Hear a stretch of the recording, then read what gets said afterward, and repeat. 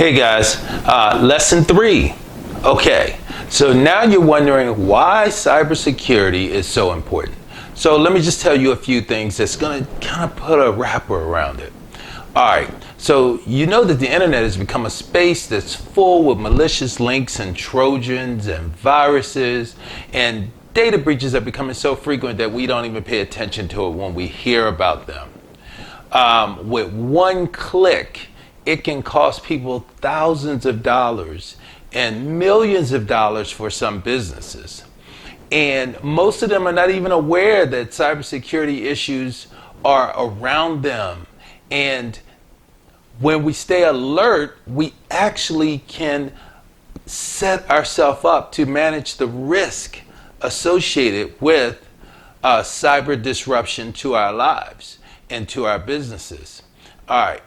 So if we think about it and we are focused on these cyber threats, then we can stay alert and we can begin to be safe online, and we can assure that if those around us are being breached and losing their identities, there's a good percentage or opportunity that we won't. So just think about this. In the last 7 months, we've seen a tremendous increase in people working from home around the world. This has also increased the risk of cyber issues due to connectivity that's outside of the traditional workplace, right? So typically in the workplace, there are cyber mitigations in place to help protect you and your email from cyber criminals. When we're at home, we don't have those same protections. So here are 5 important cybersecurity threats that everyone should be aware of. Not having secure passwords. Passwords all need to be pretty much multiple letters with numbers. We all have passwords. Most of us struggle to remember what they are, but passwords are often the first line of defense between your information and individuals who want to get into your computer system. Secondly, malware. Malware is a collective name for a number of types of malicious software and their variants, and they include viruses and ransomware and spyware.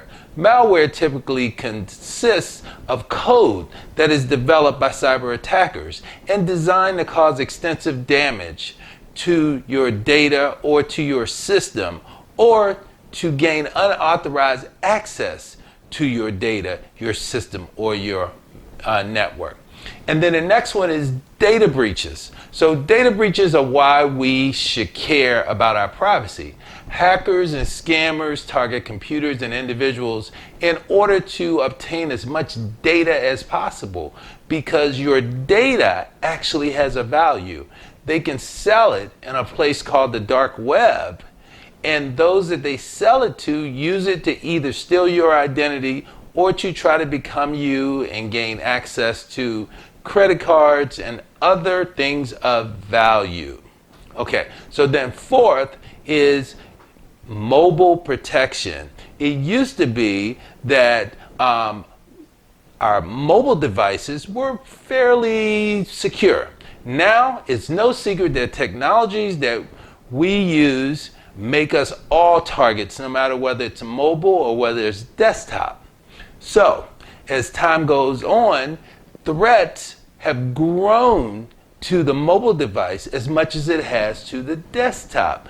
The more capabilities we give our iOS or our Google phones, Androids, then the more vulnerable they've become. Nowadays, without the proper security, your mobile device represents just as many threats to you as your desktop computer. Okay? So 5, and this is the last one I'm going to hit you with today. Safe computing. There are many threats today that we can fix ourselves with just a bit of knowledge and reliable cybersecurity software. One of the things that those software help to focus on is identity access management. And identity access management is important because it helps us to keep people pretending to be us out of the system. So with identity management, you can have a single sign-on or you can have a multi-factor sign-on. Okay?